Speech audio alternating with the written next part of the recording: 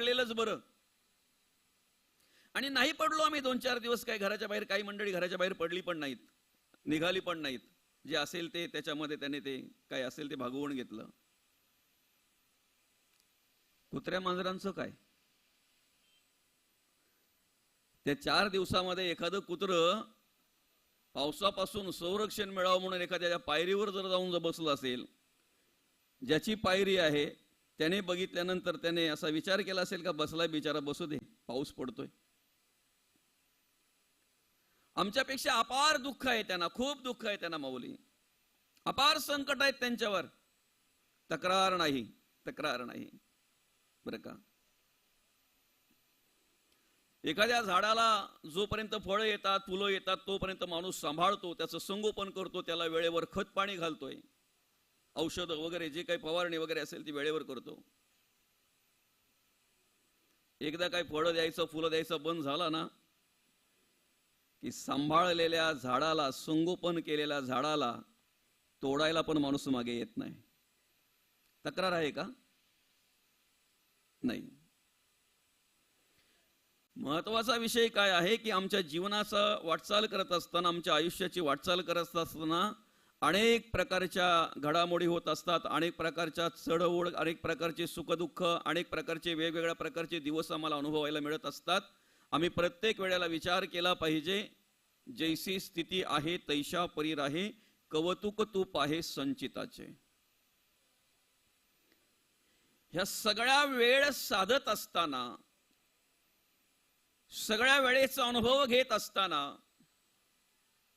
अनेक वर्ष जे आमचं आयुष्य भगवंताने आम्हाला दिलेलं आहे, त्या अनेक वर्षाचा अनुभव घेत असताना आम्ही प्रत्येक वेळेला स्मरणात ठेवलं पाहिजे की मला शेवटची वेळ साधायची आहे, मला शेवटची वेळ साधायची आहे. म्हणून या परी माते अंतकाळी जाणत साते, जे मोकळी ती देहाते ते मीची होती. तुम्ही इंद्रियांना आज जे वळण लावताय ना, इंद्रिय त्याचप्रमाणे भविष्यामध्ये कार्य करत असतात.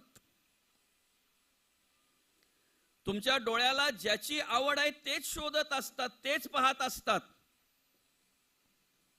एखाद्या पंगतीमध्ये जर एखादा माणूस बसला ना बाबा, पंचपक्वान्न जरी असले तरी तो त्याच्या आवडीचा गुलाबजामच शोधत असतो. नाही मिळाला तर बोलून पण दाखवत असतो, तो एवढे सगळे पदार्थ ठेवले होते, मग एक गुलाबजाम ठेवायला काय झालं होतं? तुम्हाला जे आवडतंय ते तुम्ही सृष्टीमध्ये पाहत असता. तुम्हाला जे ऐकायला आवडतंय तीच तुम्ही ऐकण्याची अपेक्षा करत असता. जे संस्कार तुमच्यावर झाले असतील, जे विचार तुमच्या मनामध्ये असतील, अंतःकरणामध्ये असतील, त्याचप्रमाणे तुम्ही बोलत असता, त्याचप्रमाणे ह्या वैखरीतून शब्द बाहेर पडत असतात. बरं का, पडिले वळण इंद्रिय सकळ.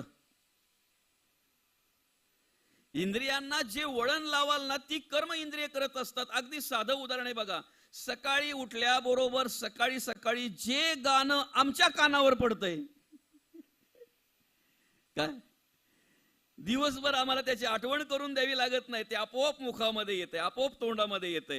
म्हणून संत म्हणतात, सकाळी सकाळी उठल्याबरोबर अभंग ऐका, देवाचं नामस्मरण ऐका, भजन ऐका, आणि खऱ्या अर्थानं ते जर तुम्ही ऐकलत, बरं का, दिवसभर तुम्हाला देवाचं नामस्मरण करून द्यायला किंवा करायला आठवण करून द्यावी लागणार नाही. इंद्रियांना ते वळण आम्ही आज जर लावलं ना माऊली, आता वर्तमान कालामध्ये, तर भविष्यात आम्हाला शेवटच्या वेळेला सांगावं लागणार नाही, बाबा राम बोला, सांगावं लागेल, बाबा देवाचं नामस्मरण करा. हा, अंतकालेचे मानव, अर्थात याच अध्यायामध्ये, 8व्या अध्यायामध्ये आणि 6व्या श्लोकामध्ये भगवंत आम्हाला स्मरण करून देतात, यम यम वापी स्मरण भावम त्यजत्यन्ते कलेवरम तम तमे वेंती कोणते सदा तद्भाव भावितः. तेवी जितेनी अवसरे जे आवडूनी जीवी उरे, ते मरणाची ये मेरे फार हो लागे, आणि मरणी जया जे आठवे तो तेची गती ते पावे, म्हणून सदा स्मरावे मातेची तुवा. काय जे इंद्रियांना आम्ही आज वळण लावून देऊ ना, भविष्यात आम्हाला तीच कर्म, तेच विचार आमच्या इंद्रियांकडे पाहायला मिळतात. बरं का माऊली? तेच विचार आमच्या वर्तमान कालावर आमचं भविष्यकाल अवलंबून आहे. आज तुमच्या वर्तमान कालातील तुमच्या कर्मावर जर तुमचा विश्वास असेल तर तुम्हाला कोणालाही भविष्य पाहायला, हात दाखवायला गरज लागणार नाही, कोणालाही भविष्य विचारायची गरज लागणार नाही तुम्हाला. ज्याची कर्म स्वच्छ आहेत, जो धर्माचरण करतो, जो नीतीने जगतोय, जो नीतीने वागतोय, आईला आई, ताईला ताई, दादाला दादा, बाबाला बाबा, कुठल्याही प्रकारे कोणाला दुःख होईल, त्रास होईल अशा प्रकारे वागत नाही, अशा प्रकारे जगत नाही, मत्सर नाही, तिरस्कार नाही, अहंकार नाही, अभिमान नाही, कुठल्याही प्रकारचा गर्वताठा नाही. भगवंताच्या कृपेने जे प्राप्त झालंय ना माऊली, ते स्वीकारतो. माझं ते माझं, दुसऱ्याचं ते माझं नाही. अशा प्रकारे ज्याचं वागणं आहे, जगणं आहे ना, त्याला भविष्याची चिंता नाही, त्याला भविष्याचा विचार करायची गरज लागणार नाही. बरं का? म्हणून असं म्हटलेलं आहे, गरिबी आली म्हणून लाजू नये आणि श्रीमंती आली म्हणून माजू नये. बरं का? आता गरीब श्रीमंत आपल्या दृष्टीने कोणाला म्हणतोय माहितीये का?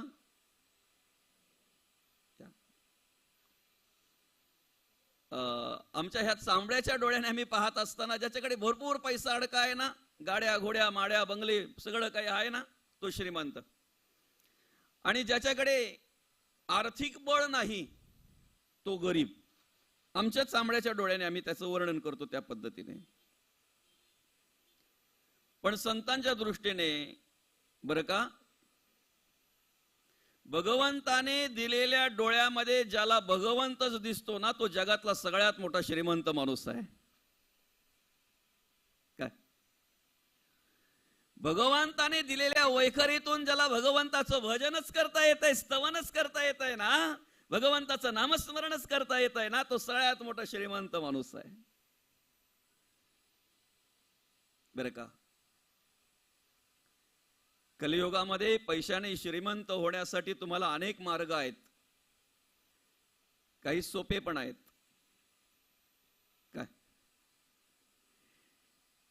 पैशाने श्रीमंत होण्यासाठी तुम्हाला कलियुगामध्ये अनेक मार्ग आहेत माऊली. पण विचाराने, गुणाने आणि कर्माने जर श्रीमंत व्हायचं असेल तर त्यासाठी मात्र आम्हाला सत्संगालाच जावं लागणार आहे, संतांच्या संगतीलाच बसावं लागणार आहे. तुकोबांशिवाय पर्याय नाही, माऊलींशिवाय पर्याय नाही. जनाबाई, बहिणाबाई, कान्होपात्रा, मुक्ताबाई ह्या संतांशिवाय पर्याय नाही. ज्याच्याकडे पैसा भरपूर झाला त्याला श्रीमंत म्हटलं जातंय. पैशाने तुम्ही श्रीमंत व्हाल, ज्ञानाने तुम्ही हुशार व्हाल. आणि ती हुशारी कुठे पण चालवतो बरं का माणूस, कुठे पण चालवतो ती हुशारी, ज्ञानाने प्राप्त झालेली हुशारी. पण तुम्हाला जर चांगलं व्यक्ती म्हणून जगायचं असेल, साधक म्हणून कार्य करायचं असेल, भक्त म्हणून जर कार्य करायचं असेल तर त्यासाठी संस्कारांचीच गरज असते. आणि ते संस्कार निर्माण करण्याचं काम संत करत असतात. ते संस्कार आम्हाला संतांच्या कृपेने प्राप्त होत असतात, संतांच्या कृपेने प्राप्त होत असतात. बरं का? आमची गती जी आहे ना, आमची मुक्ती, मोक्ष जे काही आम्हाला वाटतंय ते सगळं आमच्या कर्मावर अवलंबून आहे माऊली, आमच्या विचारांवर अवलंबून आहे. आम्ही काय करतोय ह्याच्यावर सगळं अवलंबून आहे. गुणापासी गती असं म्हटलेलं आहे. गती गुणापासी आहे. देह नाशिवंत आहे, देहाची माती होते, पण देहाची माती जरी झाली तरी गुणांचे गुणगान गायले जातात.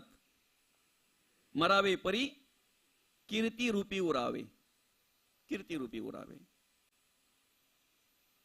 कीर्ती रूपाने जर आम्हाला उरायचं असेल तर त्यासाठी आम्ही आमचे विचार, आमचे गुण, आमची कर्म शोधली पाहिजेत.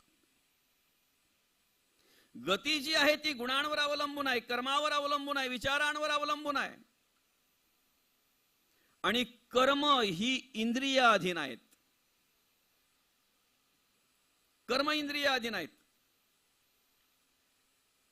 भगवंताने दिलेली इंद्रिय बदलू शकत नाही, पण परिवर्तन करू शकतो. बघा, हा देवाने डोळे दिले आम्हाला जाणीव नसल्यामुळे आतापर्यंत आम्ही सृष्टीच बघितली, जगच बघितलं. आता संत चरण प्राप्त झाले, संतांच्या कृपेने आम्हाला कळलं आम्ही ह्या जगामध्ये जे निर्माण केलंय ते पाहायचं आहे, ते शोधायचं आहे की निर्मात्याला शोधायचं आहे, जग पाहायचं आहे की जगदात्म्याला पाहायचं आहे. हे जेव्हा आम्हाला कळलं तेव्हा असं आहे का, माहिती नव्हतं, जाणीव नव्हती, त्यावेळचे डोळे आपण काढून टाकू आणि आता दुसरे परमार्थिक डोळे लावू? नाही, डोळे तेच आहेत, दृष्टी बदलली. पाहायचा दृष्टिकोन बदलला, दृष्टी बदलली. जिथे आम्हाला फक्त दृश्यच कळायचं ना, जिथे आम्हाला फक्त जगच कळायचं ना, आज त्या ठिकाणी जगाच्या आधी जगदीश्वराचं दर्शन घडलं जात आहे. जे निर्माण केलंय त्याचीच आम्ही अशा अपेक्षा करायचो ना, आज त्या ठिकाणी निर्मात्याला पाहतोय, निर्मात्याला शोधतोय, निर्मात्याचा विचार करतोय आज आम्ही. आणि म्हणून प्रामाणिकपणे प्रत्येकाला असं वाटतंय की माझा शेवटचा दिवस गोड व्हावा. प्रत्येकाला वाटतंय शेवटच्या वेळेला मी भगवंतालाच पाहावं, शेवटच्या वेळेला मी भगवंताचंच नामस्मरण करावं, शेवटच्या वेळेला मी भगवंताचंच ऐकत ऐकत ह्या जगाचा निरोप घ्यावा. असं ज्याला वाटत असेल ना, त्याने आजपासून नव्हे, आत्तापासून इंद्रियांना ते वळण लावलं पाहिजे. आत्तापासून. काय आता जर तुमचे डोळे सर्वत्र सर्व खलविदम ब्रह्म, विष्णुमय जग वैष्णवांचा धर्म, भेदा भेद भ्रम मंगळ. आता जर आम्हाला विष्णुमय जग दिसत असेल, सर्व खलविदम ब्रह्म याची प्रचिती जर येत असेल, याचा प्रत्यय जर येत असेल, तर शेवटच्या वेळेला आम्हाला निश्चित भगवंतच दिसेल, भगवंताचंच दर्शन घडेल, यात संशय नाही. आता जर आम्ही भगवंताचंच गुणगान गात असू, भजन करत असू, हरिपाठ, काकडा, कीर्तन, प्रवचन श्रवण करत असू, बरं का, शेवटच्या वेळेला आम्हाला आठवण करून द्यावी लागणार नाही की बाबा आता देवाचं नामस्मरण करा म्हणून. आता जर आमची श्रवणी इंद्रिय भगवंताचंच ऐकण्यासाठी जर आतुर झालेली असतील आणि ती आवड जर आज निर्माण झाली असेल प्रत्येक श्रवण इंद्रियांकडे, तर शेवटच्या वेळेला आमची श्रवण इंद्रिय तेच ऐकण्यासाठी उत्सुक झालेली असतील, तेच ऐकण्यासाठी उत्सुक झालेले असतील. म्हणून शेवटची वेळ महत्वाची आहे. अंतकालेच मामेव स्मरणमुक्त्वा करेवरम. आणि खरं तर तिथेच भाष्य करत असताना माऊली म्हणतायत, म्हणून या परिमाते अंतकाळी जाणत साते, जे मोकळी ती देहाते, ते मीची होती, ते मीची होती. इथे बसलेल्यांपैकी सर्वांनाच जन्मतारीख माहिती आहे, खरी किंवा खोटी. कारण तुमच्या जन्मतारखेशिवाय तुमचा आधार कार्ड तयार झाला नाही. काय मौली, सर्वांना जन्मतारीख माहिती आहे इथे बसलेल्यांपैकी. मृत्यूची तारीख कोणाला माहिती आहे बरं? मृत्यूची तारीख कोणाला माहिती आहे बरं? मृत्यू आहे याच्यावर तरी विश्वास आहे ना? जायचं आहे एक दिवस, शेवट आहे याच्यावर तरी विश्वास आहे ना? जसं आम्ही संसारातल्या प्रत्येक गोष्टीची आठवण ठेवतो,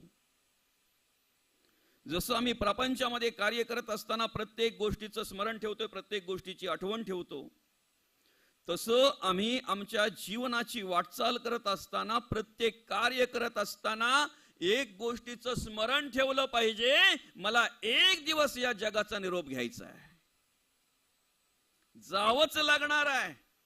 प्रत्येकाला शेवट आहे, प्रत्येकाला शेवट आहे. बरं का माऊली? आता मध्यंतरीच्या काळामध्ये अर्थात जन्म आणि मृत्यू याच्या मधल्या काळाला आम्ही आयुष्य म्हणतो, आणि त्या आयुष्यामध्ये, त्या आयुष्याच्या काळामध्ये जीवनाचा मार्गक्रमण करत असताना बऱ्याच गोष्टी आम्हाला स्पर्श करतात, बरं का. अगदी तो कल्याण स्टेशनला बसला ना बाबा, त्याला मुंबईला जायचंय. कल्याण गेला, ठाकुर्ली गेली, डोंबिवली गेली, कोपर गेलं, दिवा गेला, दोघे एकत्र बसले, ते मस्त की बाता सांगतायत, भारी अगदी त्यांचं विचारांचं देवाणघेवाण चालू आहे. दिवा गेल्यानंतर पटकन याच्या मनात काय आलं काय माहिती, त्याने विचारलं, तुमचं आडनाव काय बरं? असं का? म्हणजे तुम्ही लगेच अंतर, असं का? तुमची जात अमुक अमुक का? कल्याण पासून दिव्यापर्यंत त्याला त्रास नाही झाला, पण नाव, आडनाव आणि जात माहिती झाल्यापासून लगेच त्रास व्हायला लागला. हा भेद आम्हाला मध्य काळामध्ये, मधल्या काळामध्ये स्पर्श करत असतो. काय जातीभेद आहे, धर्मभेद आहे, पंथभेद आहे, वर्णभेद आहे, विचारांचा भेद आहे. आणि ह्या मधल्या काळामध्ये सगळे विचार आम्हाला येऊन स्पर्श करत असतात. मौली, संपत्तीचा अभिमान आहे काहींना, काहींना आपल्या सौंदर्याचा अभिमान आहे, काहींना आपल्या ज्ञानाचा अभिमान आहे, काहींना आपल्या पांडित्याचा अभिमान आहे, काहींना आपल्या अभ्यासाचा, पाठांतराचा अभिमान आहे, बरं का. काहींना आपल्या कपड्याचा सुद्धा अभिमान असतो.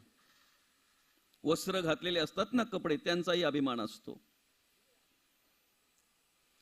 सगळ्याचा विचार करत असताना फक्त एक स्मरणात ठेवा, स्मरणात ठेवा, तुम्ही तुमच्या संपत्तीचा, प्रॉपर्टीचा, पैसा अडक्याचा आनंद घ्या ना. तुम्ही संपत्तीचा आनंद आपण नाही घ्यायचा तर मग काय लोकांनी घ्यायचा का? घेतला पाहिजे आपण आनंद, आनंदात राहिलो पाहिजे. पण या सगळ्या गोष्टी अनुभवत असताना, या सगळ्या गोष्टींचा विचार करत असताना आमच्या मनामध्ये एक विचार आला पाहिजे, ह्याच्यापैकी शेवटच्या वेळेला काही नाही. काय? आता आमच्या कपड्यामध्ये क्वालिटी आहे. काहींनी 200-250 रुपयाचे काही ड्रेस घातला असेल, 200-250ची साडी, काहींनी 500ची, 700ची, 1000ची, 1000चा ड्रेस, काहींचा 10,000चा ड्रेस असेल. एक महिन्यापूर्वी, 1-2 महिन्यापूर्वी मी ऐकलं, एका नवरदेवाने 80,000चा ड्रेस घेतला. 80,000चे कपडे. नाही, घ्यायला हरकत नाही, पण जेव्हा ते कपडे घेतल्यानंतर हॉटेलमध्ये जातात ना जेवायला, कारण तो पण एक भाग असतो त्या गोष्टीचा. पाहुणे आले म्हटल्यानंतर पाहुण्यांना जेवायला पण, बाबा बरोबर आहे ना, जेवायला पण घातलं पाहिजे. जेवता जेवता त्या पाहुण्यांच्यातल्या एकाने विचारलं, जावई तुम्ही 80,000चा ड्रेस घेतला, मस्त आहे, मस्त आहे, तुम्हाला अगदी शोभून दिसेल, पण याच्या आधी कधी 50,000चा तरी घातलंय का? नाही, मग लाज वाटत नाही का थोडी तरी? महत्वाचा विषय काय आहे? असू द्या रे, आपण आपल्याकडे जर असेल तर त्याचा आनंद घ्या, आपल्याकडे असेल तर त्याचा आनंद घ्या. पण हे सगळं कार्य करत असताना मी विचार केला पाहिजे, मांजरपटामध्ये क्वालिटी नाही. शेवटी काय असतंय, मेल्यावर मांजरपाट ना, तिथे सांगून चालेल का चांगल्या क्वालिटीचं द्या? तो म्हणेल दादा जे आहे ते घेऊन जा, तिथे क्वालिटी नाही. बरं, आता जरी आम्ही सोन्याने मडलेलो असेल तरी सुद्धा शेवटच्या वेळेला सोन्याचं मडकं नाही, मातीचं मडकं, बरं का. पूर्वी लोक घरामध्ये सुद्धा मातीची भांडी वापरायची. मी स्वतः लहानपणी मातीच्या पणतीमध्ये जेवलेलो आहे. तेवढी एक पंक्ती फक्त आमच्याकडे बाकी होती बरं का माऊली, माझ्या लहानपणी. बरोबर ना बाबा? हा, ती अशी एक छोटी, म्हणजे आमच्याकडे त्याला ती पणती म्हणायचे त्यावेळेला. ते डोगली का काय तुम्ही काय म्हणताय ते, बरं का, असं ताटासारखं, वाडग्यासारखं असायचं ते. हा, भले त्यावेळेला लोक मातीच्या भांड्यात जेवायची, पण जमिनीवरच असायची, चालताना पण जमिनीवरच चालायची. आता नुसती हवेत ना, काय बाबा खरंय की गोड आहे? आता नुसती हवेत. म्हणून माणूस किती जरी मोठा झाला, कुठल्याही गोष्टीने जरी मोठा झाला, तरी जमिनीला विसरू नये, भूमातेला विसरू नये, जमिनीवर असावं. अहो, एवढ्या उंचावून आकाशातून पडणारं पाणी सुद्धा कुठेही पडू द्या, ते जमिनीलाच स्पर्श करणार आणि मग त्याचा प्रवास सुरू होणार. समजतंय ना? आम्हाला आमच्या मूळ तत्वाला जर भेटायचं आहे, प्राप्त व्हायचं आहे, आम्ही जमिनीवरूनच प्रवास केला पाहिजे. वरून प्रवास करून चालणार नाही, बरं का? आणि म्हणून हे विचार, ही कर्म, हे सगळं आज आम्ही इंद्रियांना त्या ठिकाणी खऱ्या अर्थानं ते वळण लावलं पाहिजे. कारण कर्म ही इंद्रियाधीन आहेत, इंद्रियाधीन आहेत. डोळे पाहताना दिसतात, पण पाहताना सुद्धा माणसाकडून पाप घडत असते. नजरेतून पाप घडतंय, ऐकण्यातून पाप घडतंय, बोलण्यातून पाप घडतंय, चालण्यातून, स्पर्शातून, हाताने, पायाने, प्रत्येक इंद्रियाने पाप घडत असतंय. वाईट बघितलं पाप घडलं जातंय, वाईट ऐकलं पाप घडलं जातंय, वाईट बोललं पाप घडलं जातंय, वाईट क्रिया केली, वाईट ठिकाणी गेला, वाईट कर्म केली, पाप घडलं जातंय. कर्म इंद्रियाधीन आहेत. कर्माचे प्रकार अनेक आहेत, कर्म करणारी इंद्रिय अनेक आहेत, बरं का मौली? शब्द, स्पर्श, रूप, रस, गंध, विषय पंचकाय. कर्मेंद्रिय पंचकाय, वाचा, पाणी, पाद, शिश्न, गुद. ज्ञानेंद्रिय पंचकाय, कान, नाक, त्वचा, डोळा, जिभ. कर्म करणारी इंद्रिय अनेक आहेत, कर्म करणारी तत्व अनेक आहेत, आणि ह्या सर्वांकडून कर्म करून घेणारे विषय सुद्धा अनेक आहेत. काय? जो लोभाच्या अधीन आहे ना, त्याला पडलेला कागदाचा तुकडाही नोट दिसते, जर त्या रंगाचा असेल तर.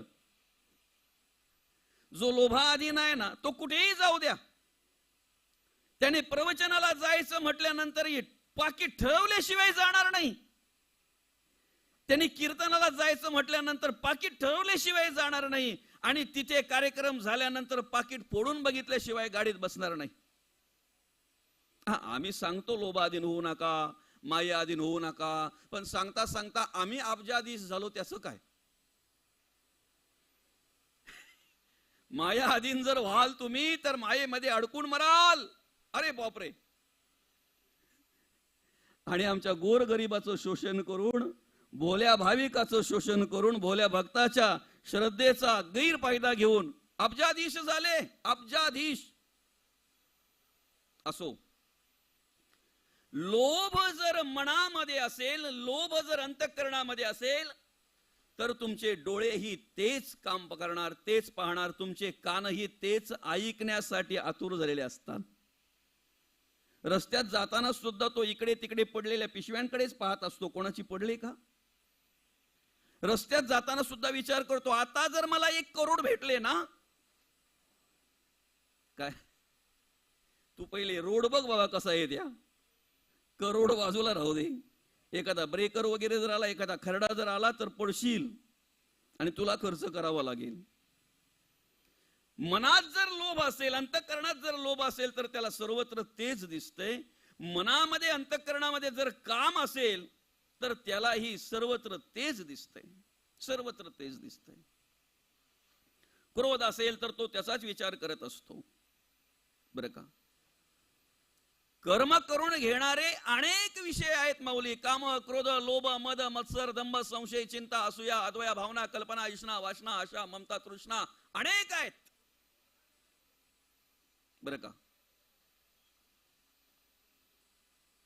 कर्म जरी अनेक प्रकारचे असले, कर्म करणारे इंद्रिय जरी अनेक असले, कर्म करून घेणारे जरी अनेक असले, तरी शेवटी कर्माचे भाग 2च पडतात, पाप आणि पुण्य. पाप आणि पुण्य.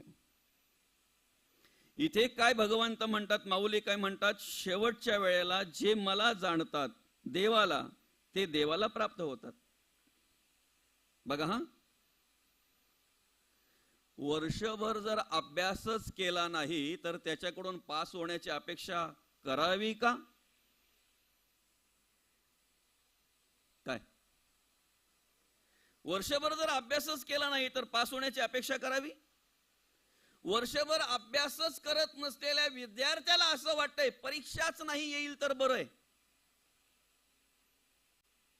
पण ज्याने वर्षभर अभ्यास केलाय ना तो विद्यार्थी आतुरतेने परीक्षेची वाट पाहत असतो. तिकडे पेपर फुटी होईल, इकडे नाही बरं का. तिकडचे पेपर फुटले जातील, इकडचे नाहीत. तिकडे तुम्हाला काही काळ आधी वेळापत्रक मिळेल, इथे नाही. इथे नाही. काहींना मिळतो पण त्यात आपण नाहीत. जन्मतारीख सर्वांना माहिती आहे, मृत्यूची तारीख कोणाला माहिती नाही. दादा जायचं आहे 100% सत्य आहे, शेवट आहे या देहाला. मृत्यूची तारीख आम्हाला माहिती नाही. जाताना आम्हाला भगवंताचं नामस्मरण करत जायचं आहे, देवाचं नामस्मरण करायचंय, देवाला आठवायचं आहे. आयुष्यभर ज्याने देव कार्य केलं नाही, धर्म कार्य केलं नाही, ज्याने कधी नीतीने वागला नाही, नीतीने जगला नाही, अधर्माने वागला, अनितीने वागला, त्याच्याकडून अपेक्षा करून चालेल का देवाचं नामस्मरण? चालेल? याला म्हणतात वर्षभर अभ्यास नाही केला आणि मग परीक्षा. परीक्षेला तेच घाबरतात ज्यांचा अभ्यास नसतो. मृत्यूची आठवण ठेवा, मरणाची आठवण ठेवा. आपण मर्यादित आहोत. मर्यादित आहोत ना, आपण मर्यादित आहोत. स्मरण ठेवा. मृत्यूचं स्मरण असावं, भय कदापि नसावं. भीती नको मौली. भीती त्याला वाटते ज्याने ट्रेन मध्ये चढताना तिकीट काढलं नाही. लोकल मध्ये जाताना प्रवास करताना जर तिकीट नसेल तर त्याला प्रत्येक प्रवासी टीसी दिसतो.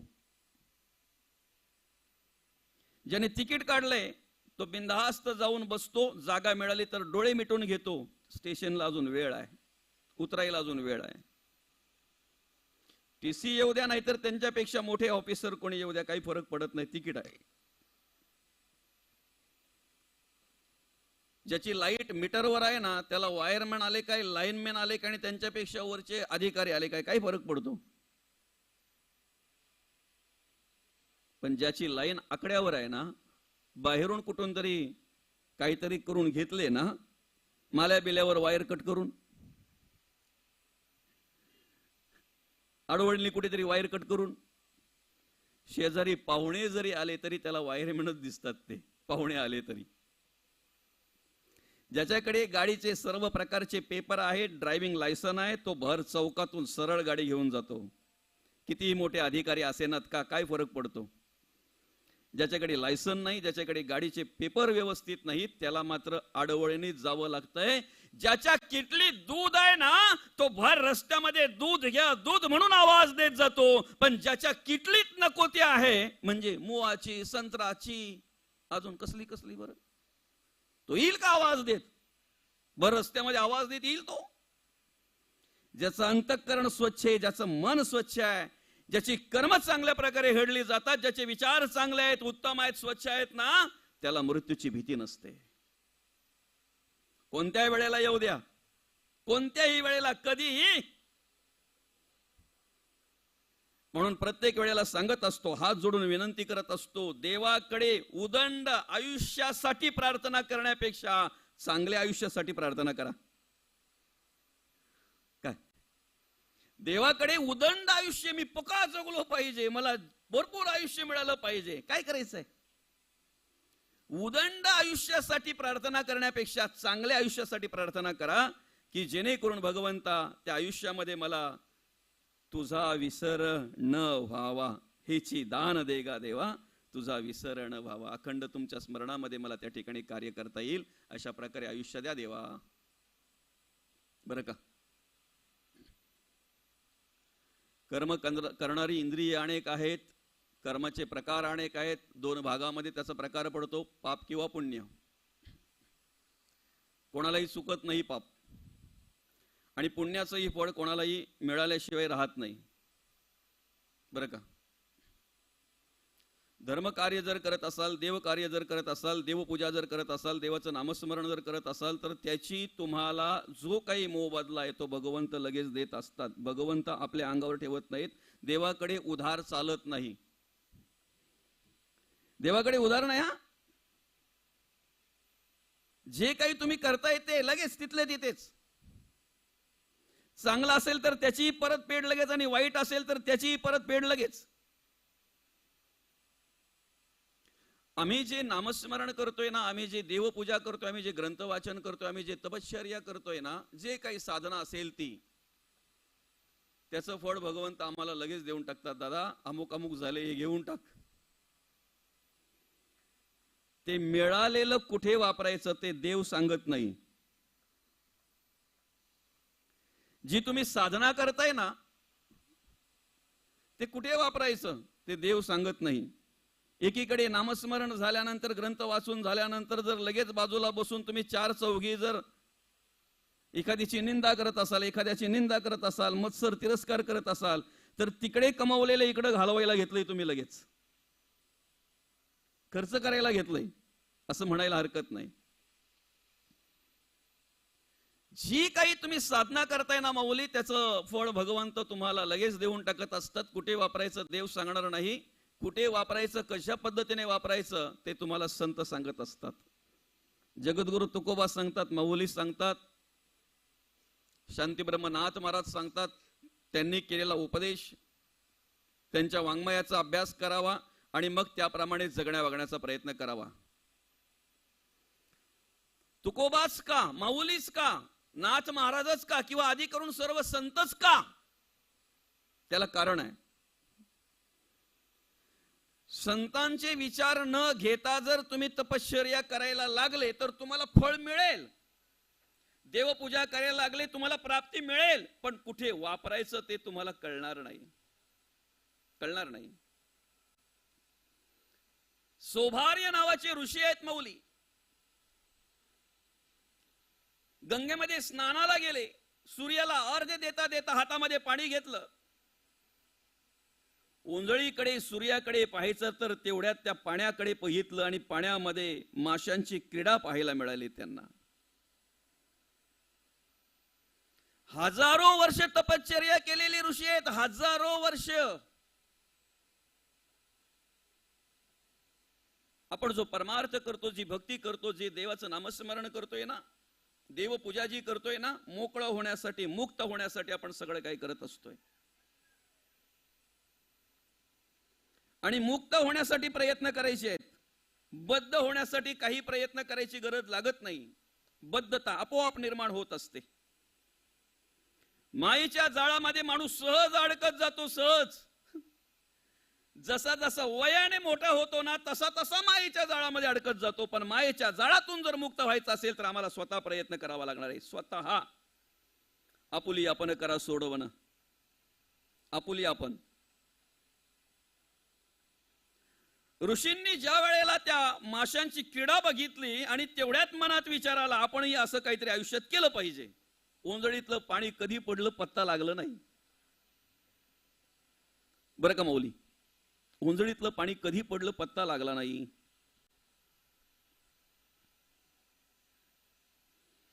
तिथून निघाले ऋषी. आता एवढे मोठे, एवढी वर्ष तपश्चर्या केलेले म्हटल्यानंतर ते काय डोंबिवली, कल्याण, अंबरनाथ, बदलापूर, उल्हासनगर अशा ठिकाणी जातील का मनात आलेला विचार पूर्ण करण्यासाठी? निघाले आणि राजाकडे गेले. राजाकडे गेल्यानंतर ऋषी आले म्हणून राजाने आदरातिथ्य केलं, बसायला दिलं. आसनस्थ झाले ऋषी. आणि राजाने विचारलं, महाराज काय निमित्तानं आलं बरं? येण्याचं कारण काय? लग्न करायचं म्हणतोय. अरे बापरे, तुम्ही? हो. राजा 2 मिनिटं विचार करायला लागला, पण नंतर विचार केला, सहकार्याच्या अपेक्षेने आलेत. नाही ठाण्याला तर पुण्याला, नाही पुण्याला तर नाशिकला, नाही नाशिकला तर मुंबईला, अजून कुठेतरी जाऊ, पण ऋषीचं लग्न लावून देऊ. ठीक आहे म्हणे, हरकत नाही, आपण जाऊयात, आपण पाहूयात. तुमच्या मनात जर विचार आलेला आहे तर ऋषी म्हणतात जाऊयात आणि पाहूयात यासाठी मी तुमच्याकडे आलो नाही. मग 60 मुली आहेत तुम्हाला.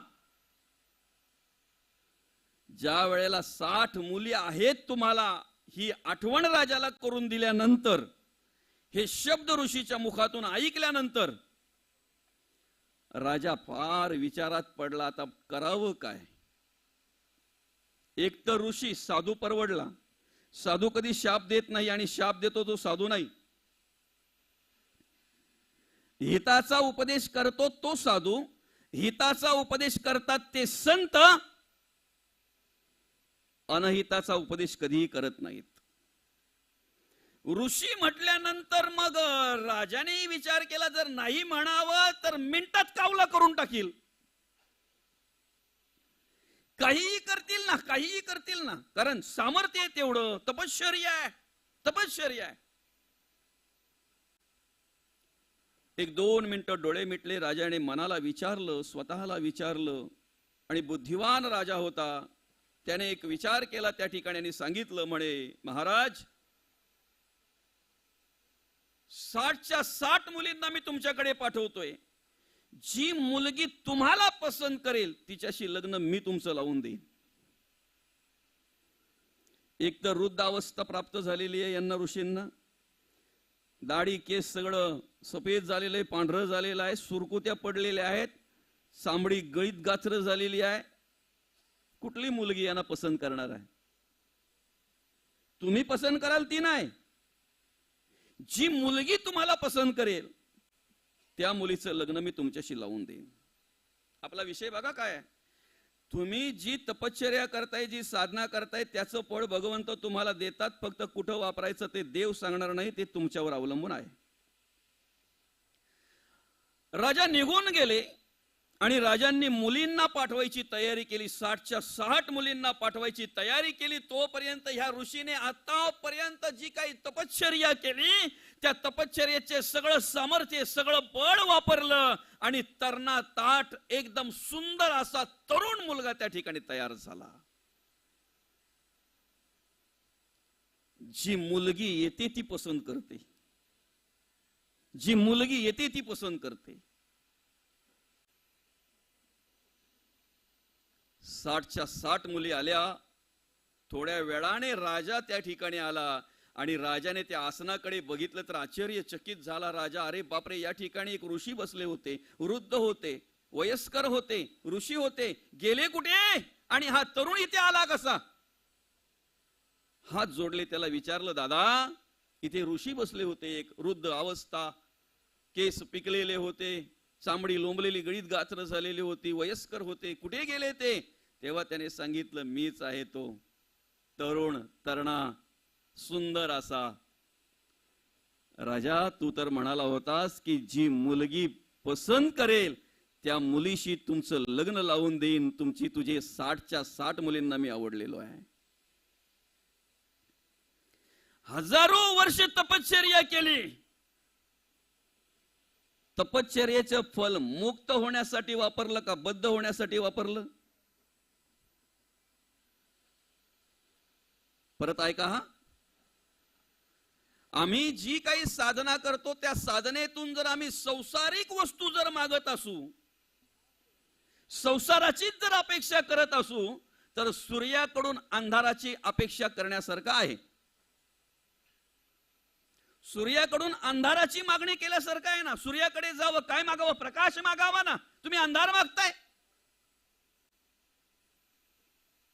संसार बंधन तोडावेगी आणि ते मुक्त होण्यासाठी बरं का, तो भवसागर तरुण जाण्यासाठी आम्ही परमार्थ करायचंय, आम्ही भक्ती करायची आहे. ऐका, शेवटची वेळ आम्हाला माहिती नाहीये, पण शेवटच्या वेळी जर आम्हाला भगवंताचं नामस्मरण करायचं आहे ना, म्हणून या परी माते अंतकाळी जाणत साते. म्हणून आमच्या आयुष्यातल्या अनेक काळांपैकी अंतकाळ खूप महत्वाचा आहे. सगळ्या काळांपैकी अंतकाळ खूप महत्वाचा आहे माऊली. ती वेळ ज्याने साधली ना, सुंदर झालं आयुष्य, त्याचं सुंदर झालं बरं का. सुटला तो, मुक्त झाला, मोकळा झाला. शेवट प्रत्येकाला आहे, शेवटची वेळ आम्हाला माहिती नाही, शेवट कधी आहे ते माहिती नाही. आता मगाशी आपला विषय झाला की काहींना माहिती होतंय पण ते आपण नाहीत. जन्मजय राजा आणि वंशमपायन यांचा संवाद चालू आहे माऊली. आणि जन्मजय राजा वंशमपायनला विचारतायत, साधूला काही काळ आधी मृत्यू कळतो, खरं आहे का? हो म्हणे, खरं आहे. साधूला बरं का, ज्याचे 6 धुतलेले आहेत तो साधू.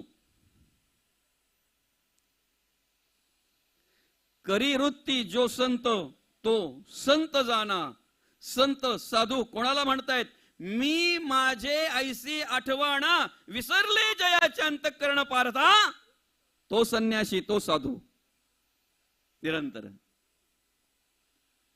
तो साधू. किती काही होऊ द्या, जो आपला धर्म विसरत नाही तो साधू. आगा स्वधर्म हा आपुला, जरी का कठीण झाला तरी हाची अनुष्ठेला भला देखे. हिताचा उपदेश करणं आमचं कर्तव्य आहे. जगाच्या कल्याणात संताच्या विभूती कल्याण करण्याकरता अवतार आहे, येणं आहे. अवतार या कारणे धर्म रक्षावया अवतार घेसी आपुल्या पालिसी भक्तजना. यम यम यदा यदा इदर्वश्य ग्लानिर्भवति भारत अभ्युत्थान धर्मस्य तदात्मनं सृजाम्यहं परित्राणाय साधूनां विनाशाय च दुष्कृतः धर्म संस्थापनार्थाय संभवामि युगे युगे. बरं का, धर्माची स्थापना, दुष्ट प्रवृत्तीचा नाश आणि भक्ताचं रक्षण. संतांचं येणं कशासाठी? हिताचा उपदेश, जगाचं कल्याण. ज्या वेळेला ते साधू आणि साधक रस्त्यातून जात होते, रस्त्यातून जात असताना एका साचलेल्या पाण्याच्या त्या तलावामध्ये विंचू पडलेला होता आणि तो खालतीवरती जात होता. साधूच्या लक्षात आल्याबरोबर साधू त्या ठिकाणी त्या पाण्यामध्ये उतरले आणि त्या विंचवाला हातावर घेतलं त्यांनी. विंचवाचा धर्म आहे, स्पर्श झाला दंश करणं, डंक मारणं. विंचू डंक मारतोय, साधूच्या चेहऱ्यावर समजतंय वेदना होत आहेत, त्रास होतोय. काय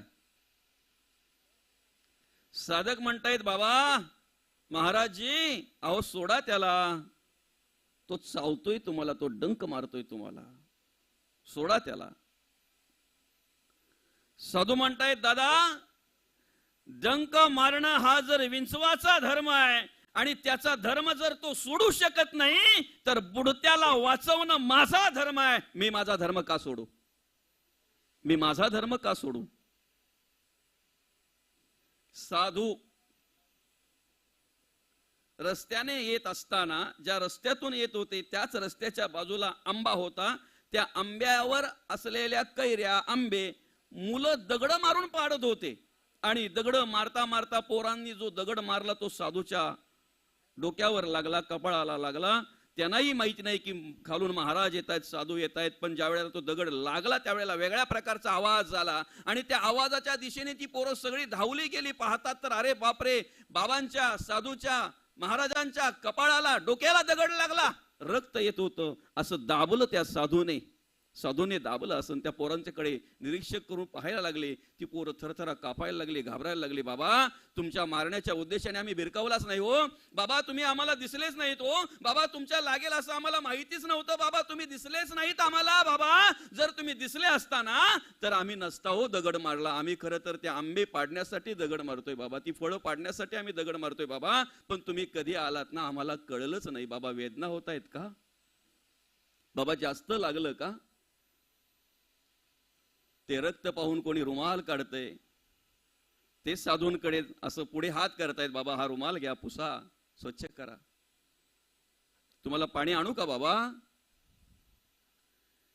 त्या मुलांकडे बघितल्यानंतर त्या साधूच्या डोळ्याला अश्रू आले. दगड लागल्यानंतर अश्रू आला नव्हता, दगड लागल्यानंतर डोळ्यात अश्रू नव्हते, पण त्या मुलांच्या चेहऱ्याकडे बघितल्यानंतर, त्या मुलांच्या बोलण्याकडे बघितल्यानंतर साधूच्या डोळ्यामध्ये अश्रू आले. त्या महाराजांच्या त्या साधूच्या डोळ्यातले अश्रू बघितल्यानंतर पोरा बोलतायत, ती पोरस विचारतायत बाबांना, बाबा जास्त त्रास होतोय का, वेदना होतायत का, बाबा रडताय तुम्ही, वेदना होतात म्हणून रडतात का? त्यावेळेला महाराजांनी उत्तर दिलं, दादा तुम्ही दगड मारला त्याच्या वेदना होतायत म्हणून रडत नाही, माझ्या मनाला एवढं आता दुःख वाटतंय. काय दुःख वाटतंय? अरे तुम्ही ज्या झाडाला दगड मारताय ना, ते झाड तुम्हाला दगड मारल्यानंतर फळ देतंय. आज माझ्या दगड मारला तुम्ही, पण माझ्याकडे तुम्हाला द्यायला काहीच नाही ना, याचं दुःख वाटतंय रे, याचं दुःख वाटतंय. साधू आणि जन्मजय राजा वैशंपायनला विचारतायत, काही काळ आधी साधूला मृत्यू कळतोय, खरं आहे का? हो म्हणे, कळतोय, खरं आहे, फक्त आपण ऐका, आपण प्रक्रिया करायला जाऊ नका, कारण आपण साधू नाहीत. मग ऐकायचं का? त्यालाही कारण आहे, नंतर सांगतो.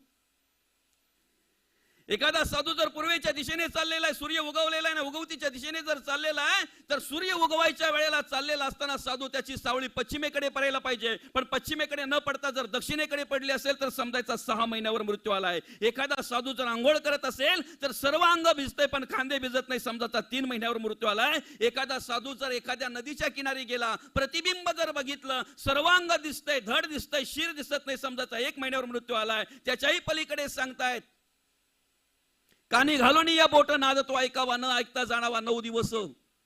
कानामध्ये बोट घातल्यानंतर आपलाच नाद आपल्याला ऐकायला येतो, जर ऐकायला आला नाही तर समजा 9 दिवसावर मृत्यू आलेला आहे. त्याच्यानंतर डोळ्यामध्ये घालून या बोट, डोळे घालून या बोट, चक्र ते पाहावे. सूर्याकडे बघितल्यानंतर डोळे जर चोरले तर चक्र चक्र दिसतंय, न दिसता जाणावे 5 दिवस भुवयांच्या गाठी न दिसता. ज्या दिवशी दिसणार नाहीत नैनाला त्या दिवशी समजायचं 3 दिवसावर आलाय. आणि मग पुढे म्हणतायत, नासागरीचे आग्रह न देखता नैनी म्हणा तेची दिनी रामकृष्ण हरी. नाकाचा सेंडा आम्हाला आमच्या डोळ्याने दिसतोय, ज्या दिवशी दिसणार नाही ना, आता इथे बघू नका, नाही तर तुमचे डोळे वेगळे दिसतील, मी घाबरलो जाईन.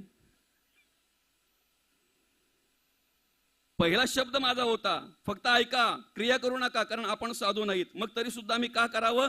आम्ही जर साधू नाहीत तर आम्ही शेवटचं ऐकलं पाहिजे. नासागरीचे आग्रह न देखता नाही ना, नाही म्हणा तेची दिनी रामकृष्ण हानी. कोणते दिनी? ज्या वेळेला आम्हाला जाणीव झाली, ज्या वेळेला आम्हाला कळलं, त्याच वेळेपासून आम्ही रामकृष्ण हरी म्हणायला पाहिजे, कारण आमची शेवटची वेळ कधीही कोणत्याही वेळेला येऊ शकते. आपण सगळे एकाच रांगेत उभे आहेत. ऐका, लहान मोठे, श्रीमंत गरीब, अशिक्षित सुशिक्षित, काले गोरे, नास्तिक आस्तिक, सगळे एका रांगेत उभे आहेत. आपण सगळे एका रांगेत उभे आहेत माऊली. ती रांग संपते मृत्यूच्या ठिकाणी. मधल्या काळामध्ये जातीभेद आम्हाला स्पर्श करतो, मधल्या काळामध्ये पंथभेद आम्हाला स्पर्श करतो, वर्णभेद स्पर्श करतो, उच नीच, श्रीमंत गरीब हे सगळे विचार आम्हाला स्पर्श करत असतात, काळा गोरा हे सगळे विचार आम्हाला स्पर्श करतात. पण ज्या रांगेत आम्ही सगळे उभे आहोत ना, त्या रांगेत जात विचारली जात नाही. मृत्यू आल्यानंतर तुम्हाला जात विचारतो का? चला आता ह्या महिन्यामध्ये कुणबी नाहीत न्यायची, मग आगरी नाहीत न्यायची या महिन्यामध्ये, कोळी नाहीत न्यायची या महिन्यामध्ये, अमुक धर्माची या महिन्यामध्ये न्यायची, तमुक धर्माची ह्या महिन्यात नाही न्यायची, अमुक पंथाचीच न्यायची या महिन्यामध्ये, तमुक पंथाच्याला हात नाही लावायचा. ज्या रांगेत आम्ही सगळे उभे आहोत ना, त्या रांगेमध्ये जात विचारली जात नाही, धर्म विचारला जात नाही, पंथ विचारला जात नाही, वर्ण विचारला जात नाही. तुम्ही लहान आहात, तरुण आहात की वृद्ध आहात हेही विचारलं जात नाही. दादा, ज्याचा नंबर आला तो जातो. फक्त नंबर येण्याच्या आधी आम्ही काय केलं पाहिजे? म्हणून या परी माते अंतकाळी जाणत साते. प्रत्येक वेळ आमचा शेवटचा म्हणून आम्ही त्याच्याकडे बघितलं पाहिजे, मृत्यूचं स्मरण ठेवलं पाहिजे, आठवण ठेवली पाहिजे. भीती नको, भीती नको. संतांनी स्मरण ठेवलं, घाबरले नाहीत. आम्ही घाबरतो, पण एक स्मरणात ठेवा, कितीही जरी घाबरलात आणि घाबरून कितीही जरी पळालात तरी मृत्यू सोडणार नाही, मृत्यू सोडणार नाही, बरं का? आणि अंतःकरणापासून जर विचार केला माऊली, आयुष्यातल्या सगळ्या दिवसांपैकी सगळ्यात सुंदर दिवस जर कुठला असेल तर मृत्यूचा. काय? आयुष्यभर विरोध करणारे पण हातात हात घेऊन उठवायचा प्रयत्न करतात. बोलणारे दादा, दादा काहीतरी बोल, काही गोष्टींमुळे जी बहीण बोलायची ना आमचे भाऊ आमच्यासाठी, ती बहीण अर्ध्या गावापासून ओरडत येते. तो भाऊ जवळ येऊन उठवायचा प्रयत्न करतोय. आयुष्यभर ज्याने तंगड्या खेचायचं काम केलं, ज्याने विरोध करायचं काम केलं, ज्याने फक्त वेळ मिळाल्यावर अपप्रचारच केला, तो माणूस सुद्धा स्मशानामध्ये ज्या वेळेला अंतिम संस्कारासाठी जातोय ना, मेलेल्या माणसाविषयी काय बोलतोय माहितीये का? अख्ख्या गावात जर चांगला माणूस असेल तर हाच. सगळ्या प्रकारच्या नियोजनाला फुल स्टॉप मिळायचा दिवस म्हणजे मृत्यूचा दिवस आहे. फुल स्टॉप. आणि सगळ्या दुःखातून निवारण होणारा दिवस, मायेच्या जाळातून मुक्त होणारा दिवस, सगळ्या प्रकारच्या प्रसंगातून संकटातून मुक्त होणारा दिवस म्हणजे मृत्यू आहे. फक्त तो मृत्यूचा सोहळा करता आला पाहिजे. हो, मृत्यूचाही सोहळा होतो ना, नाही का बाबा? मृत्यूचाही सोहळा होतो, करता आला पाहिजे. आणि त्याच्यासाठीच हे प्रवचन आहे, टाइमपास म्हणून नाही. काय मनोरंजन म्हणून नाही. तुम्ही प्रवचनाकडे कीर्तनाकडे मनोरंजन म्हणून नका बघू, टाइमपास म्हणून नका बघू. आम्हाला शेवटचा दिवस गोड करायचा आहे ना, आम्हाला मृत्यूचा ते सोहळा जर करायचा आहे तर त्यासाठी आम्ही संतांचे विचार ऐकले पाहिजेत, आम्ही संतांच्या वाङ्मयाचा अभ्यास केला पाहिजे. जन्माचा सोहळा आमच्या हातात नव्हता आणि कोणाच्याच हातात नसतो. जन्माचा सोहळा येताना प्रत्येक जण रडत आला, कबीरा जब हम पैदा होए जग हसे हम रोए. ज्यांच्या घरात जन्माला आलो ते हसायला लागले. मुलगा झाला, मुलगी झाली, सुखरूप जन्माला आली, पेढे वाटले, कोणी बर्फी वाटली. आनंदाने सांगितलं सगळ्यांनी, जो जन्माला आला तो रडत आला. बरं का? नरदेहावर अवलंबून आहे राक्षस व्हायचं का देव व्हायचं. काय आपल्यावर अवलंबून आहे, आपण काय व्हायचं आहे ते माणसावर अवलंबून आहे. राक्षस का देव?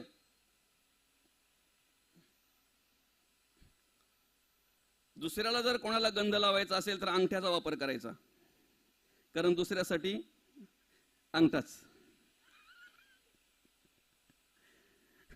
इतरांना जर कोणाला गंध लावायचा असेल तर अंगठ्याचा वापर करायचा. स्वतःला जर गंध लावायचा असेल तर मध्यामिका, मधलं बोट. देवाला गंध लावण्यासाठी अनामिका, अनामिका. आणि अशुभ कार्य ज्या वेळेला आपण करतोय त्यावेळेला तर्जनी, तर्जनी. बरं का? माणूस म्हणून भगवंताने जन्माला घातलंय. इकडे शुभ आहे, इकडे अशुभ आहे.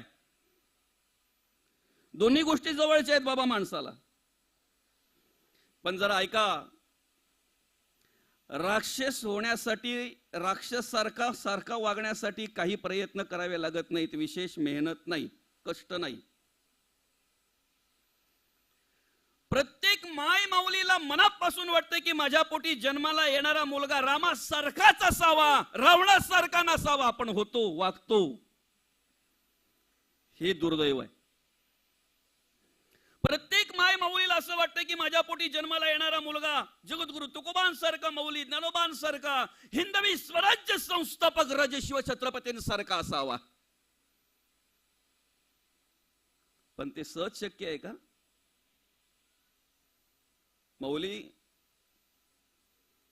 वाईट कर्म करण्यासाठी तुम्हाला पुण्याईची गरज लागत नाही. परत एकदा ऐका, व्यसनाधीन होण्यासाठी तुम्हाला पुण्याईची गरज लागत नाही. पण तुमच्या मांडीवर जर गाथा, गीता, ज्ञानेश्वरी असावी असं जर तुम्हाला वाटत असेल, तुमच्या पुढ्यात ग्रंथ असावेत, संतांचं वाङ्मय असावं आणि देवाचं कार्य आम्ही करावं, धर्माचं कार्य आम्ही करावं असं जर वाटत असेल तर त्यासाठी अनंत जन्माचं पुण्याई लागते, पूर्वजांच्या पुण्यकोटी. 7 पिढ्यांची तपश्चर्या आहे विश्वंभर बाबांपासून, 7 पिढ्यांची साधना आहे विश्वंभर बाबांपासून. तेव्हा कनकाई आणि बोल्होबाच्या पोटी जगद्गुरु तुकोबा आहेत. सहज नाही. माऊली कुठे पण जन्माला येतात का?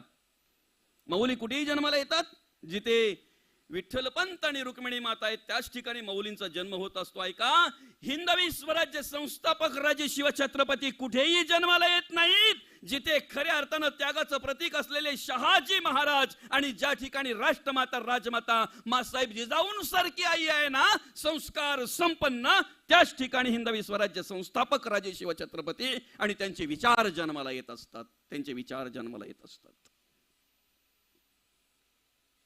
व्यसनाधीन होण्यासाठी तुम्हाला विशेष काही प्रयत्न करावे लागत नाहीत. कांदे जर घरात आणले ना तर ते सुरक्षित व्यवस्थित राहावा म्हणून प्रयत्न करावे लागतात. नासण्यासाठी काही प्रयत्न करावे लागतात का? एक जरी कांदा नासका असला अख्ख्या गोणीमध्ये तरी असं म्हणतात एक कांदा अख्खी गोण नासवतो. काय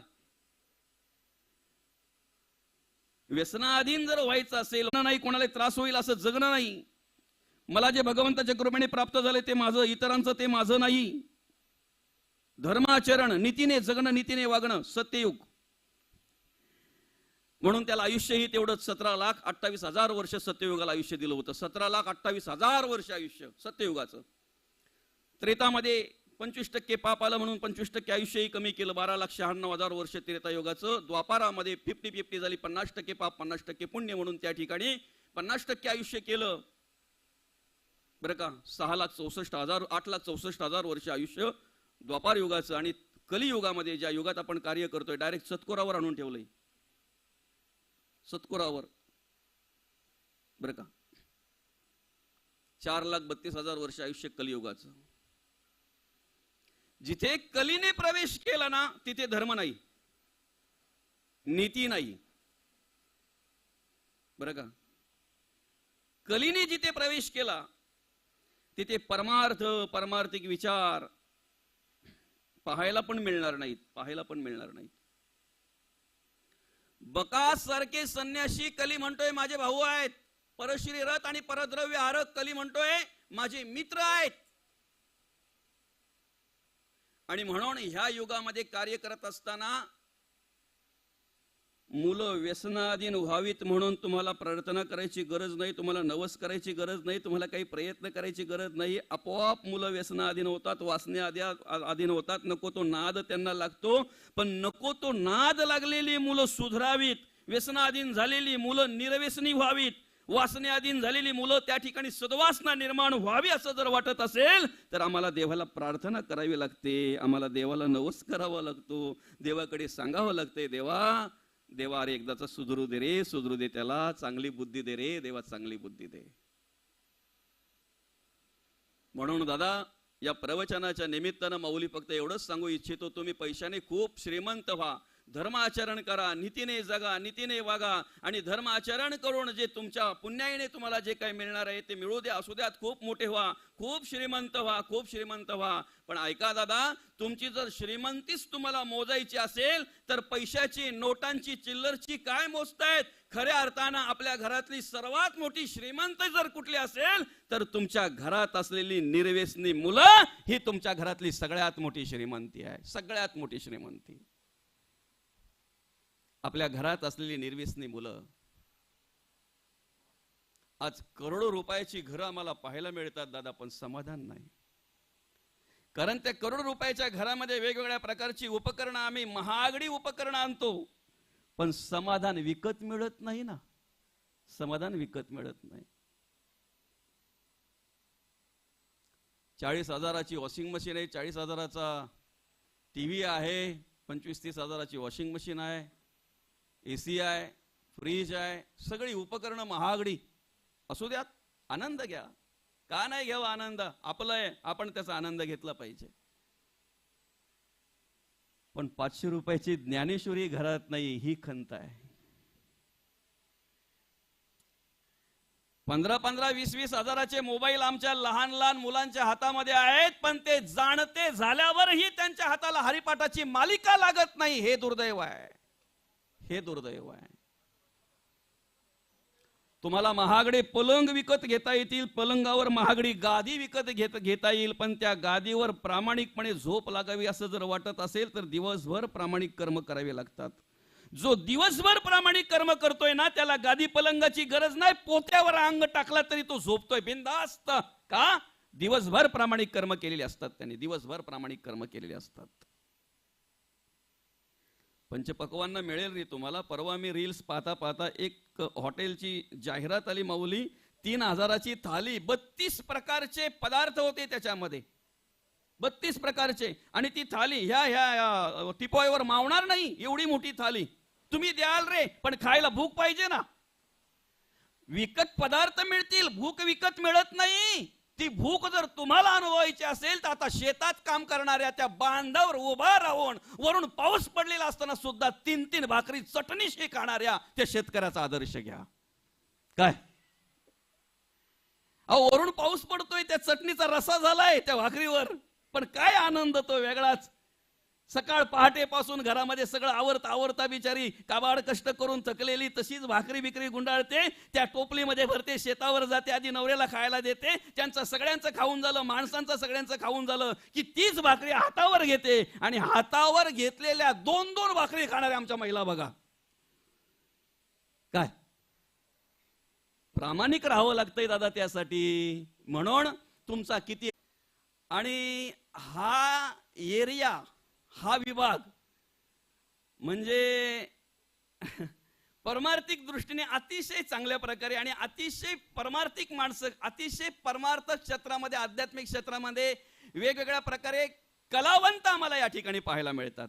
काय माऊली, भजनाचा जर पहिला विषय आला तर तुमच्या एरियाचा पहिला नाव येतो. असो, अतिशय चांगल्या प्रकारे आवड होती बाबांना भजनाची. आणि नरदेह मिळाल्यानंतर माणसाचं जे आद्य कर्तव्य आहे ते कार्य बाबांनी केलं. बरं का, तुमच्या गळ्यात जर सोन्याची चेन असेल, तुमच्या गळ्यात जर सोन्याची गंठण असेल तर चोरांची नजर तुमच्यावर राहील. आणि त्यांना जर संधी भेटली तर 2 मिनिटात तुमची चेन पण गायब होईल आणि तुमची गंठण पण गायब होईल. पण ऐका, तुमच्या गळ्यात जर पवित्र तुळशीची माळ असेल ना दादा, तर शेवटच्या श्वासापर्यंतच काय, मरणोत्तर सुद्धा पांडुरंग परमात्म्याची कृपा तुमच्यावर राहिल्याशिवाय राहणार नाही. आणि म्हणून आद्य कर्तव्य जे माणसाचं आहे ते कर्तव्य बाबांनी केलं. हरिभक्त पारायण होते, माळकरी होते, परमार्थ केला, भक्ती केली, देवकार्य केलं, देवपूजा केली आणि देवाचं नामस्मरण करता करता तुमचं आमचं निरोप घेतला बाबांनी, तुमचा आमचा निरोप घेतला.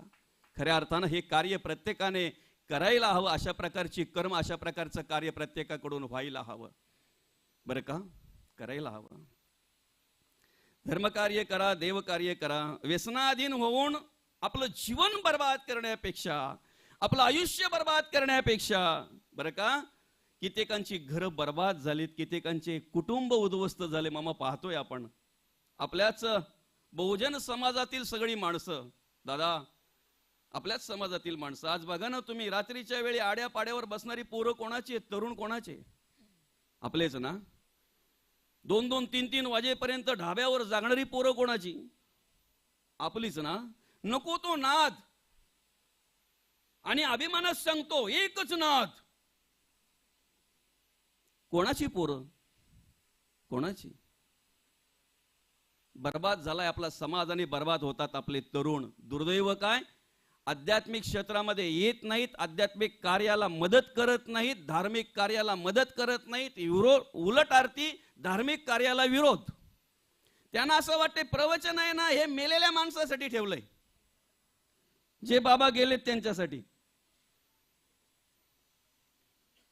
आणि या गावामध्ये जे सप्ते बिप्ते असतात ना, हरिनाम सोहळे, हे सगळं वयस्कर माणसांसाठी, जे टोपीवाले आहेत ना पुढं, त्यांना असं वाटतंय. अरे ज्या राजांच्या तुम्ही 3-3, 4-4 जयंत्या साजऱ्या करतात ना, हिंदवी स्वराज्य संस्थापक राजे शिव छत्रपती सुद्धा जगद्गुरु तुकोबांच्या कीर्तनात जाऊन श्रवण करायचे आणि तिथून ज्ञान झालं, तिथून खऱ्या अर्थानं जीवनाचं महत्व कळलं. म्हणून आम्हाला सुद्धा संतांच्या विचाराची गरज आहे. आज त्याच मिरवणुकीमध्ये झेंडे मिरवणारे आणि त्याच मिरवणुकीमध्ये नको त्या प्रकारचे, अर्थात वेगवेगळ्या प्रकारचे ड्रेस वेश करणारी मुलं सुद्धा आम्हाला दुसऱ्याच दिवशी पिऊन पडलेली पाहायला मिळतात. हे दुर्दैव आहे. काय आदर्श घेतोय आम्ही राजांचा आणि काय आदर्श घेतोय आम्ही संतांचा. नरदेय म्हणजे सहज मिळालेला नाही ना दादा. पाप पुण्य समकृत हा मग नरयनुषु जायते. सहज मिळालाय का? 84 लक्ष योनीचा जर विचार केला तर 83,99,999 योनी पार केल्यानंतर आम्हाला हा नरदेय मिळालेला आहे. एकदा जर वाईट कर्म केली, पाप कर्म केली, पुन्हा जर अडकला तर उपजेते नासे, नासे ते पुनरपी दिसे, हे घटिका यंत्र तैसे परिभ्रमेगा, पुनरपी जननाम पुनरपी मरणम पुनरपी जननी जठरी शयनम. काय मृत्यूचा जर सोहळा करायचा आहे ना, ऐसी करणी करते चलो, ऐसी करणी करो, हम हसे जग रोये. आपल्याला हसत या जगाचा निरोप घ्यायचा आहे. पण ज्याला कळेल ना, त्याच्या डोळ्याला 2 अश्रू तरी दुःखाचे आले पाहिजेत. अरे चांगला माणूस होता, चांगला माणूस होता. नरदेय दिलेला आहे ना, माणूस आहे ना, देव व्हायचं की दानव व्हायचं हे आपल्यावर अवलंबून आहे. दानव होणं सोपं आहे, निंदा करणं सोपं आहे ना. निंदा ऐकणं पण सोपं आहे. उलट कान एवढे आतुर झालेले असतात का, एखादा जर कोणी निंदा करत असेल, एखादी जर कोणी निंदा करत असेल तर तिला असं वाटतं हिचं बोलणं थांबूच नये, याचं बोलणं संपूच नये, एवढे आतुर झालेले असतात. वाईट कर्म करणं सोपं आहे, वाईट वागणं, वाईट जगणं सोपं आहे, व्यसनाधीन होणं सोपं आहे. पण खऱ्या अर्थानं धर्म कार्य करणं, देव कार्य करणं जरी कठीण वाटत असेल तरी संतांच्याकडे आल्यानंतर, संतांच्या विचारातून राहिल्यानंतर ते सोपं आहे. केलं पाहिजे, केलं पाहिजे. माऊली अतिशय चांगल्या प्रकारे बाबांनी या ठिकाणी कार्य केलं. शेवटच्या श्वासापर्यंत माळकरी होते, देवाचं नामस्मरण केलं, भजनाची आवड त्यांना होती, चांगल्या प्रकारे परमार्थ केला, देवपूजा केली आणि देवाचं नामस्मरण करता करता तुमचा आमचा निरोप घेतला. जाणं तर प्रत्येकाला आहे दादा, जावंच लागणार आहे प्रत्येकाला. ह्या जगाचा निरोप तर प्रत्येकाला घ्यावाच लागणार आहे ना. देव, देश आणि धर्म हे कार्य करण्यासाठी आम्हाला भगवंताने हा नरदेय दिलेला आहे. धर्म कार्य करत असताना 3ऱ्या अध्यायामध्ये मौली आम्हाला एक जाणीव करून देतात, मार्गदर्शन करतायत. काहीतरी ओवी क्रमांक 80.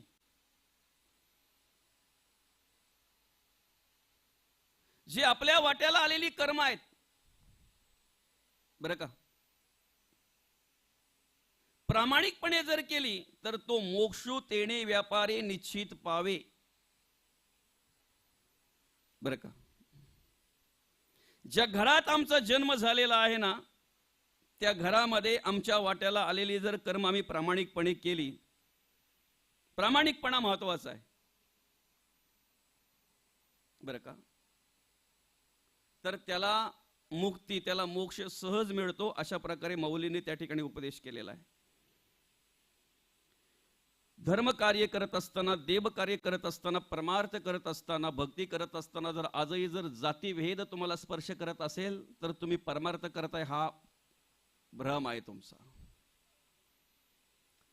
पंथभेद जर आजही तुम्हाला स्पर्श करत असेल तर तुम्ही परमार्थ करताय हा भ्रम आहे तुमचा.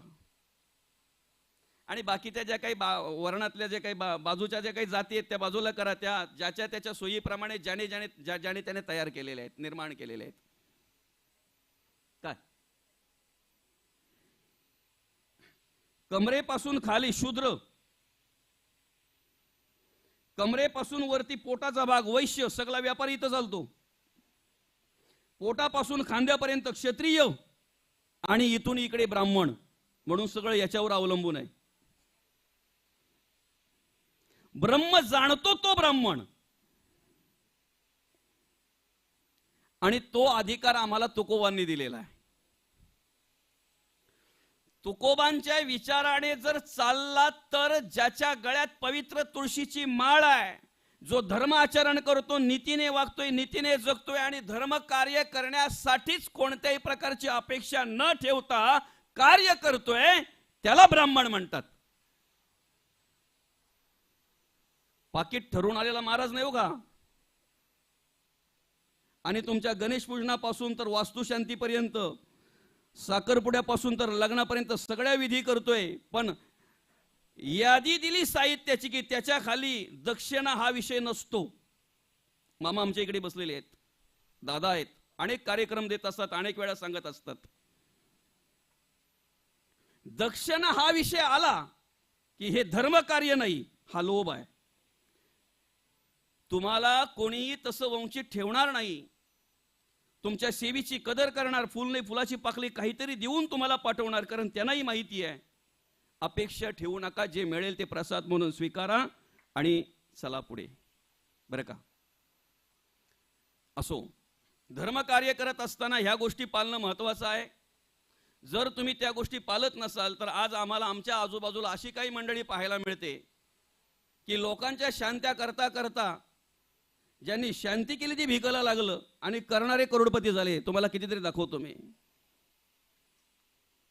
नको ते वाचून जर तुम्ही नको ते डोक्यात घ्याल ना तर तुम्ही गुलाम आहात. पण तुकोबांना जर वाचले तर तुम्ही बसल्या जागेवर स्वतंत्र आहात. आणि तुकोबांना जर वाचले तर खऱ्या अर्थानं तुमची कर्म, तुमचे विचार आणि तुमचे गुणच तुम्हाला तारणार आहेत. बरं का?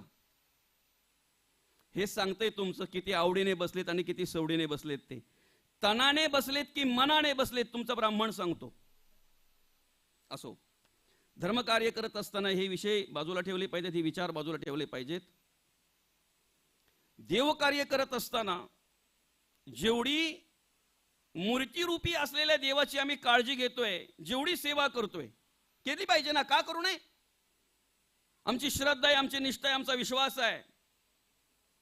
पण त्या मूर्त्यारूपी देवांकडे नवस करून ज्या चालत्या बोलत्या देवांनी वंशाला दिवा पाहिजे म्हणून आम्हाला मागून घेतलं ना, आज त्याच वंशाचे दिवे त्या चालत्या बोलत्या देवांना वृद्धाश्रमात नेऊन ठेवतात. हे दुर्दैव आहे.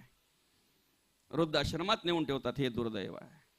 बरं का? आपल्याला 11:15ची वेळ दिलेली आहे. एक 10 मिनिटात आपण थांबणार आहोत. 10 मिनिटात थांबणार आहोत आपण. आम्ही एकमेकावर प्रेम करतोय, आमचं सौंदर्य पाहून, आमचं ऐश्वर्य पाहून, आमचा पैसा अडका पाहून, आमची संपत्ती पाहून. पण आमच्यावर निष्कामतेने निरापेक्षेने प्रेम करणारं हे जगातलं एकमेव दैवत असेल तर त्या दैवताचं नाव आहे आई वडील.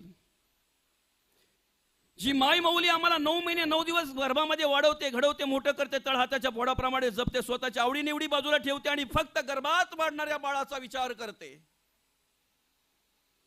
मरणदायी यातना भोगून जी माई माऊली आम्हाला या ठिकाणी जन्माला घालते ना, आज तीच आई, तीच देवी, तीच आदिशक्ती, तीच भवानी, आज तीच माता आम्हाला वृद्धाश्रमात पाहायला मिळते. जाऊन बघा कोणाचे आई वडील वृद्धाश्रमात आहेत. धर्म धर्म करतोय ना, देव देव करतोय ना, देव कार्याला सुरुवात इथून होत असते. आई आम्हाला मांडीवर घेते, अंजरते, गोंजरते, आमच्या पाठीवरून, आमच्या डोक्यावरून मायेचा हात फिरवते. कधीतरी आम्हाला दुःख झालं, आमच्या डोळ्यामध्ये अश्रू आले तर आईच्या डोळ्यातही आम्हाला अश्रू पाहायला मिळतात. म्हणून आईची माया आम्हाला कळते. येत नाही का बापावर? संकट येत नाहीत का बापावर? कधी प्रसंग येत नाहीत का? जोपर्यंत बाप आमचं जिवंत आहे तोपर्यंत घरावर येणारं संकट सुद्धा थरथरा कापत असते, दुःख सुद्धा थरथरा कापत असतंय, प्रसंग सुद्धा थरथरा कापत असतोय. का? सामोरे जाणारा बाप जिवंत आहे. एकदा बाप निघून गेला ना दादा की शिवाय राहत नाही. स्वाभिमानाने वागणारा जा बाप, कष्ट केले, कबाड कष्ट केले, मेहनत केली, घाम गळला बापाने, कधी कोणापुढे झुकला नाही, कधी कोणापुढे वाकला नाही. स्वतःने फाटके कपडे घातले, 3-3, 4-4 ठिकाणी ठिगडं पडलेली पॅन्ट घातली, 2-2, 3-3 ठिकाणी रब केले शर्ट घातले, पण मुलांना कधी काही कमी पडू दिलं नाही दादा. रोड लागेपर्यंत झिजणारी चप्पल पायामध्ये वापरली बाबा. 3-3, 4-4 ठिकाणी टाके घातलेल्या चप्पली बापांनी वापरल्या. पण मुलांना पाहिजे त्या वेळेला पाहिजे त्या प्रकारचे पाहिजे तेवढे महागडी बुटं आणून दिली. का? माझा मुलगा, माझी मंडळी, आपल्या सर्वांवर एक मोठं दुःखाचं सावट पसरलेले, ते दुःख सहन करण्यासाठी भगवंत आपल्या सर्वांना सामर्थ्य देऊ. ज्या वेळेला देहावसन झालं बाबांचं, त्याच वेळेला आमचे जगनदादा तारमळे आदी करून या पराड परिवारातील काही सदस्य त्यांनी संपर्क केला आणि या सेवेविषयी सांगितलं. त्याच दिवशी संपर्क झाल्यामुळे प्रार्थना करतो, झालेली सेवा पांडुरंग परमात्म्याच्या चरणी आणि बाबांच्या चरणी अर्पण करून या ठिकाणी या सेवेला पूर्णविराम देतो. पुंडलिक वरदा हरी विठ्ठल श्री ज्ञानदेव तुकाराम पंढरीनाथ भगवान की जय. मौली ज्ञानेश्वर महाराज की जय. जगद्गुरु संत तुकाराम महाराज की जय. विठ्ठल विठ्ठल विठ्ठल विठ्ठल विठ्ठल विठ्ठल विठ्ठल विठ्ठल विठ्ठल विठ्ठल विठ्ठल विठ्ठल विठ्ठल विठ्ठल विठ्ठल. पुंडलिक वरदा हरी विठ्ठल श्री ज्ञानदेव तुकाराम पंढरीनाथ भगवान की जय. मौली ज्ञानेश्वर महाराज की जय. जगद्गुरु संत तुकाराम महाराज की जय.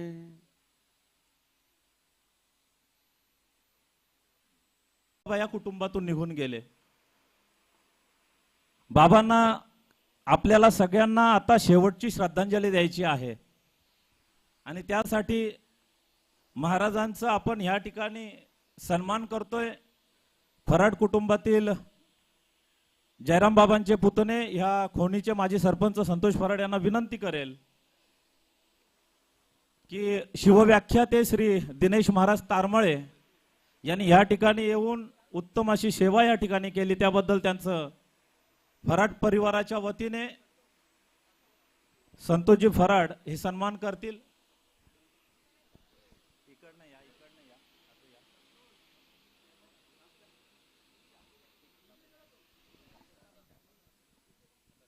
त्या कुरवंड्या येती चंद्रभागे माझी सोडून या देती. दिंड्या पताका वैष्णव नाचती पंढरीचा महिमा द्वारकेचा महिमा वर्णावा कीती. जय देव जय देव जय पांडुरंगा हो हरी पांडुरंगा. रकुमाई वल्लभा राईच्या वल्लभा पावी जिबलगा. जय देव आषाढी कार्तिकी भक्तजन येती हो. चंद्रभागे माझी स्नाने जे करती दर्शन हेळा मात्र तया होय मुक्ती. केशवासी नामदेव माधवासी नामदेव भाव्यो वाळीती. जय देव जय पांडुरंगा हो हरी पांडुरंगा. रकुमाई वल्लभा राईच्या वल्लभा पावी जिवलगा. जय देव आरती ज्ञानराजा महाकैवल्य तेजासे. तारिले तैसे तुकोबाचे अभंग रक्षिले आरती तुकारामा. तो की तातुलनेसी ब्रह्म तुकासी आले. स्वधर्म सूर्य पाहो जो जे वांछिल तो तेला हो. प्राणी जात वर्षत सकळ मंगळी ईश्वर निष्ठांची मांदियाळी. अनव्रत भूमंडळी भेट तुया भूता. चला कल्पतरूंचे आरव चेतना चिंतामणीचे गाव. बोलते जे अर्णव पियुषांचे चंद्रमे जे अलांछन. मारतंड जे तापहीण ते सर्व ही सदा सज्जन सोयरे होतो. किंबहुना सर्व सुखी पूर्ण होणे तिन्ही लोके. भजी जो आदि पुरुखी अखंडित आणि ग्रंथोपजीवीये विशेष लोकीये. दुष्टादुष्ट विजय व्हावेजी हेथ म्हणे श्री विश्वेश्वराओ. हा होईल दान पसाओ. येणेवरी ज्ञान देवो सुखिया झाला. येणेवरी ज्ञान देवो सुखिया झाला. येणेवरी ज्ञान देवो सुखिया झाला. वासुदेव हरी वासुदेव हरी वासुदेव हरी. आता लगेच या ठिकाणी पागोड्याचा कार्यक्रम होईल, याची सर्वांनी नोंद घ्यावी.